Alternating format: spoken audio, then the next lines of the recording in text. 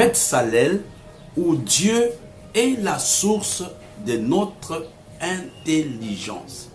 Vous pouvez noter, Beth-Salel, Dieu est la source de notre intelligence.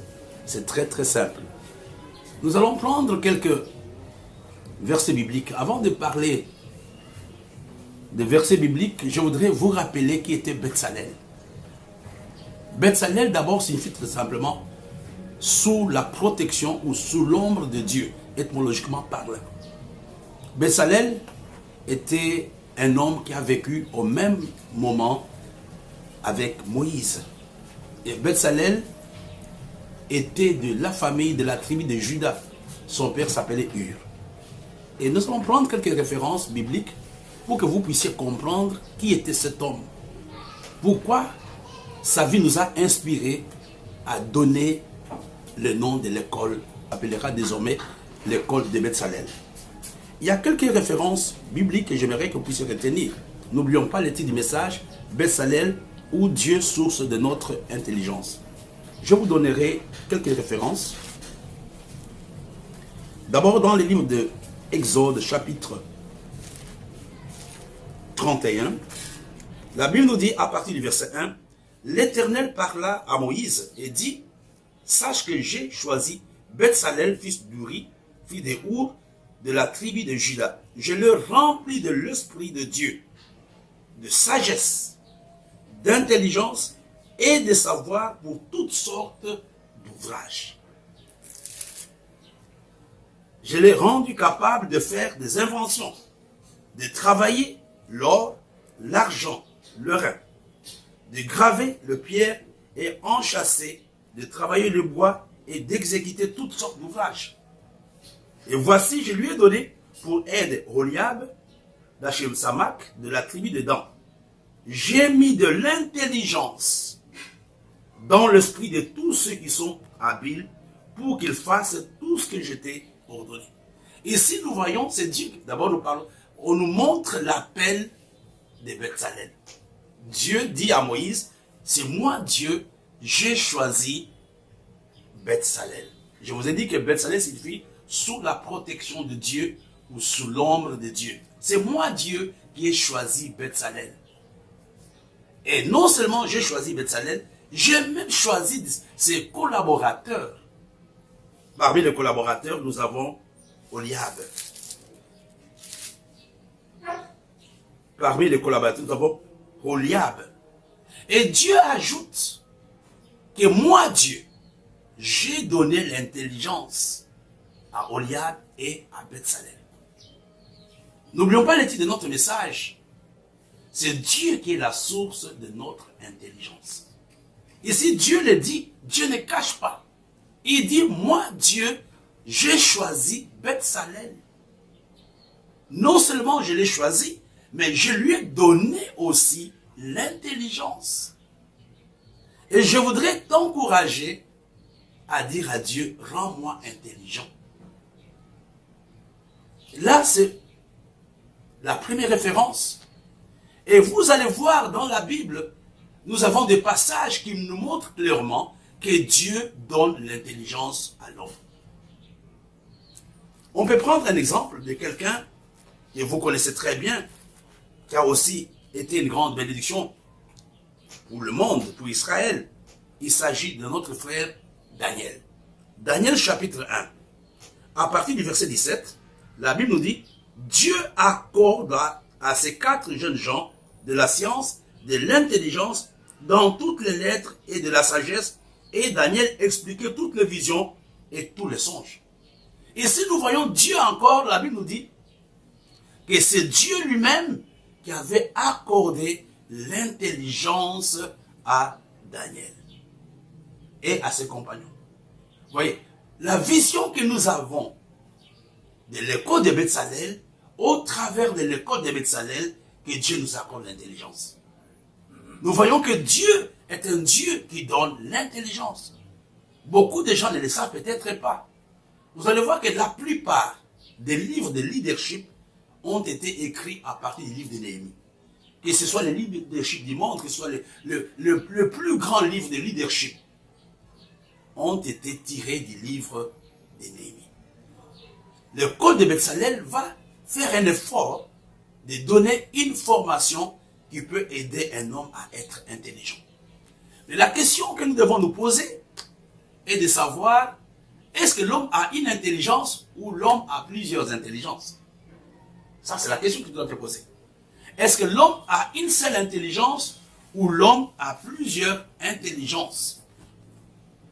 Peut-être si tu es en train de suivre cette vidéo ou cet enseignement, tu peux poser la question à quelqu'un qui a combien d'intelligence. Et vous savez, il y a quelques temps, il y a quelques années, l'intelligence était évaluée par ce que nous appelons le coefficient intellectuel. Donc, on avait présenté l'homme comme étant un homme qui a seulement une seule intelligence. Mais à partir de 1983 jusqu'à la date d'aujourd'hui, il y a beaucoup d'études, beaucoup de psychologues, beaucoup de théologiens qui pensent que l'homme a plusieurs intelligences. Vous allez être choqués, mais c'est plus ou moins aussi ma vision. Je pense que l'homme a plusieurs intelligences. L'homme n'a pas une seule intelligence. Ça sera révolutionnaire. Ça va te choquer. Tu croiras que non, voilà, moi j'ai une seule. Non, mais bien aimé, l'homme a plusieurs intelligences. Et ceci me ramène un tout petit peu à la parole de Dieu. Dans les livres d'abord, je vais vous montrer quelques textes. C'est une école. Prenez le temps qu'il faut que vous puissiez bien comprendre. C'est la première session aussi. D'abord, lisons à partir du verset 2 Corinthiens, chapitre 3. On peut lire quelque chose à partir du verset 5. Ce n'est pas dire que nous soyons par nous-mêmes capables de concevoir quelque chose comme venant de nous-mêmes. Notre capacité, au contraire, vient de Dieu. Ici, nous voyons que la capacité de faire des choses, la capacité de réaliser des choses vient de Dieu. Dieu est la source de notre intelligence. Revenons dans les livres de 1 Corinthiens chapitre 12. Quand nous lisons à partir du verset 6. C'est très important. Commençons le verset 4. Il y a diversité de dons, mais le même esprit. Diversité des ministères, mais le même Seigneur. Diversité d'opérations, mais le même Dieu qui opère tout en tous. Or, à chacun, la manifestation de l'esprit est donnée pour l'utilité commune. Notez l'utilité commune. En effet, à l'un est donné par l'esprit une parole de sagesse, à un autre une parole de connaissance, selon le même esprit, à un autre la foi, etc. Quand vous lisez ce texte, ceci n'est pas en contradiction avec ce que les scientifiques, avec ce que les chercheurs ont trouvé aujourd'hui. Ils disent que l'homme n'a pas une seule intelligence, l'homme a plusieurs intelligences. Et ceci n'est pas en contradiction. À cause des différents dons que nous avons, nous pouvons dire, moi, le premier, dire que l'homme a plusieurs intelligences. La question est de savoir, qu'est-ce que nous entendons par le mot intelligence? La définition, qu'est-ce que nous entendons par le mot intelligence? Je vous donnerai 3 grandes définitions ou 3 grandes notions du mot intelligent. C'est très important que vous puissiez retenir. La première chose, l'intelligence est une série d'habilités qui permettent à l'homme ou à un individu de résoudre les problèmes réels qu'il rencontre dans la vie. Ça, c'est le mot intelligent. Un homme qui est incapable de résoudre ses problèmes personnels n'est pas intelligent. Et vous comprenez qu'il y a des gens qui n'ont pas cette habilité de résoudre les problèmes qu'ils rencontrent dans la vie. Et nous voyons par exemple les cas de notre bien-aimé Joseph. Joseph était un homme intelligent. Quand Pharaon reçoit la vision, Pharaon était incapable d'expliquer la vision. Il va appeler Joseph. Il dit à Joseph, viens et explique-moi le songe. Joseph explique comment il y aurait sécheresse, comment on allait avoir la crise économique, etc. Mais qu'est-ce que Pharaon dit? Moi, je suis incapable d'organiser cela. Je te confie la mission d'organiser, de trouver des stratégies pour que l'Égypte ne sombre pas dans la crise économique. Et nous voyons que l'intelligence de Joseph était une intelligence qui venait de Dieu. Là, on ne peut pas parler de la sagesse. Là, on parle de l'intelligence de Joseph. Et la deuxième définition du mot intelligent, c'est une habilité que nous avons de créer ou d'offrir quelque chose de valeureux à la communauté ou à la société. Vous savez, par exemple, il y a des gens qui créent aujourd'hui les téléphones. Ils sont intelligents. Ils donnent quelque chose d'utile. Nous avons vu que Dieu nous a donné les dons pour l'utilité commune. Vous voyez? C'est ce que nous avons vu dans le livre de 1er Corinthiens. Donc, nous voyons ici que un homme intelligent, c'est cet homme qui crée, qui offre quelque chose qui a de la valeur à la communauté ou à la société. Je ne parle pas d'acheter, d'inventer si vous voulez bien. Les inventions sont dans ce deuxième angle. Je crée quelque chose qui a de la valeur, quelque chose qui est très important. Aujourd'hui, on nous a tellement facilité la vie. Il y a des gens qui ont créé des téléphones, il y a des gens qui ont créé l'Internet, il y a des gens, par exemple, aujourd'hui, on a les ventes en ligne, il y a beaucoup de gens. Mais pour faire toutes ces choses, il faut être intelligent. Mais n'oublions pas, c'est Dieu qui est la source de l'intelligence. Et la troisième définition, c'est une habilité qu'un homme a de trouver des problèmes. Quand il trouve des problèmes dans un groupe, comment il va faire? Il va aider les gens à résoudre ces problèmes-là en leur donnant le savoir-faire. Un jour, je crois que je discutais avec un de mes étudiants. Je disais que quand on parle de coefficient intellectuel, je ne pense pas que le coefficient intellectuel seul explique le mot intelligent. Ça, c'est moi qui l'ai dit. On nous parle de deux personnes qui avaient fait les mêmes études universitaires. Ils ont fait le marketing. On les a envoyés dans une île pour prospecter l'île, si l'île était capable de pouvoir acheter des chaussures. Ils ne connaissaient pas l'île. On les a envoyés aller dans cette île-là et faire la prospection et proposer des solutions pour voir si nous pouvons vendre des chaussures. Ils sont partis, je vous ai dit, ils ont le même diplôme, ils ont le même coefficient intellectuel. Quand ils sont arrivés, ils ont regardé l'île, les gens étaient pieds nus. Ils n'avaient pas de chaussures. Le premier fait le message, il fait le rapport en disant impossible de vendre parce que les gens ne connaissent pas les chaussures. Il a dit nous allons perdre. Mais le deuxième dit j'ai trouvé un grand marché. Qu'est-ce que je vais faire? Nous allons montrer l'importance des chaussures à ces gens qui ont des problèmes pour aller dans les champs. Et aujourd'hui, ils vont acheter facilement. Envoyez-moi des chaussures. On a envoyé des chaussures. Il a présenté cela à la population autochtone. Il les a amenés dans des champs où il y avait des épines. Il leur a dit, quand vous mettez ça, vous n'allez pas être piqué et ça sera plus facile pour vous. Et les gens ont trouvé extraordinaire, n'est-ce pas, des chaussures qui étaient proposées. Et qu'est-ce qui s'était passé? Ils ont commencé à acheter des chaussures et il y a eu un grand marché de la vente des chaussures. Regardez, ils avaient le même coefficient intellectuel, mais devant un fait réel, ils ont réagi différemment.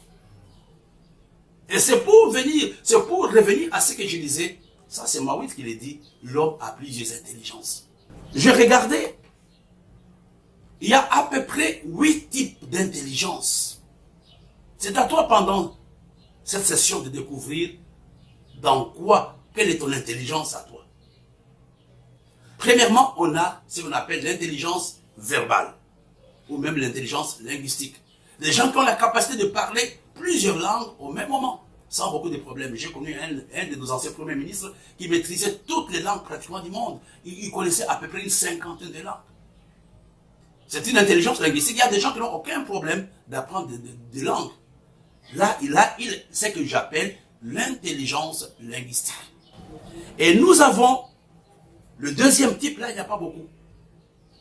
L'intelligence logico-mathématique. Ce sont des scientifiques comme Einstein, des gens qui font des inventions, le physique, qui font toutes les formules mathématiques. Et là, on a aussi ce qu'on appelle l'intelligence logico-mathématique. Quelqu'un, par exemple, qui a l'intelligence logico-mathématique, n'est pas nécessairement bon dans le mariage, n'est pas nécessairement bon pour enseigner, mais il est intelligent, il a l'intelligence pour faire des inventions, il fait des calculs, mais il n'est pas intelligent dans un autre domaine. Nous avons le deuxième type d'intelligence, l'intelligence visuelle. L'intelligence visuelle, c'est l'intelligence des artistes. Des artistes, quand ils créent les œuvres d'art, vous vous demandez comment ces gens font pour faire ça. Moi, je peux être un bon prédicateur, mais je ne suis pas capable de concevoir un objet d'art. Il faut avoir un type d'intelligence pour concevoir un objet d'art. Ce n'est pas donné à tout le monde. Nous avons aussi le quatrième type d'intelligence, l'intelligence musicale ou rythmique, qui est donnée aux auteurs-compositeurs, des gens qui créent des chansons, qui trouvent des mélodies, etc., etc. Ce n'est pas donné à tout le monde. Tu peux être un bon chrétien, mais tu n'as pas ce type d'intelligence. Il y a des gens qui peuvent avoir toutes ces intelligences, mais j'aimerais que tu comprennes, c'est un enseignement révolutionnaire, peut-être que tu ne comprends pas. Je voudrais que tu comprennes que, généralement, quand nous parlons en psychologie, en leadership, même dans la Bible, nous voyons qu'un homme peut avoir 2 ou 3 intelligences. Tu peux être un très très bon enseignant, mais tu es nul dans la musique. Et c'est la raison pour laquelle, même pour les parents, quand nous voulons orienter les enfants, nous, on a fait des erreurs, on nous a donné des choses qu'on n'aimait pas. Mais aujourd'hui, on doit découvrir quelle est l'intelligence, quelles sont les capacités que cet enfant a, qui peut l'aider dans la vie. Et ça, c'est très important. Et nous avons un autre type d'intelligence, l'intelligence naturaliste. Ce sont les gens qui vont trouver les herbes, qui vont te dire, cette herbe est nécessaire pour la santé. Cette herbe, quand tu bois par exemple le moringa, quand tu bois ceci, cela, quand tu prends le gingembre, tu seras guéri. Il y a un type d'intelligence, ce ne sont pas les démons. C'est un type d'intelligence que Dieu donne. Ça, c'est l'intelligence naturaliste. Et nous avons aussi l'intelligence corporelle. C'est pour les sportifs, des gens qui peuvent courir sur 50 mètres, etc., etc. Ce n'est pas donné à tout le monde. Quelqu'un peut être intelligent, il a l'intelligence verbale, mais sur le plan sportif, il est nul. Et nous avons les 2 types qui sont très importants pour notre formation, l'intelligence interpersonnelle. Et à l'école Beth-Salem, nous mettrons l'accent sur l'intelligence interpersonnelle. C'est la capacité que l'homme a de vivre avec les autres. Nous avons parlé de l'intelligence interpersonnelle à l'école de la sagesse. L'intelligence interpersonnelle, on appelle aussi l'intelligence sociale. Elle permet à l'homme ou à un individu d'agir ou de réagir avec d'autres personnes. Il y a des gens qui n'ont pas cette grâce de vivre en société. Mais l'école Beth-Salem t'aidera à avoir l'intelligence, va te montrer comment gérer tes problèmes dans la famille, comment gérer tes problèmes dans la société, etc. On appelle cela l'intelligence interpersonnelle. Mais il y a aussi le dernier type d'intelligence, j'appelle l'intelligence intrapersonnelle. Et l'intelligence intrapersonnelle sera aussi l'objet de cours à l'école de Beth-Salem. C'est quoi l'intelligence intrapersonnelle? C'est l'intelligence qui t'amène à prendre conscience qui tu es, à connaître tes limites, à savoir que tu as besoin d'être aidé dans tel ou tel domaine. Aujourd'hui, je vous ai parlé de Beth-Salem où le Dieu est la source de notre intelligence. Je vous ai montré à peu près qui était Beth-Salem. J'ai donné 3 références dans Exode chapitre 31 verset 1 à 11, Exode chapitre 35 verset 30 à 35, Daniel chapitre 1 verset 17 à 21. Nous avons vu qui était Beth-Salem. Il y a un élément très important. Dieu avait équipé Beth-Salem uniquement pour pouvoir construire le tabernacle. Dieu nous donne l'intelligence pour que nous puissions le servir. Et quand on ne sert pas Dieu, qu'est-ce qui se passe? Le diable utilise l'intelligence que Dieu a donnée à l'homme pour faire du mal à l'humanité. Et vous comprenez, tous les talents, tous les dons que nous recevons de la part de Dieu ont un seul objectif, travailler pour lui. Please patient. You feel my heart with so much peace and joy.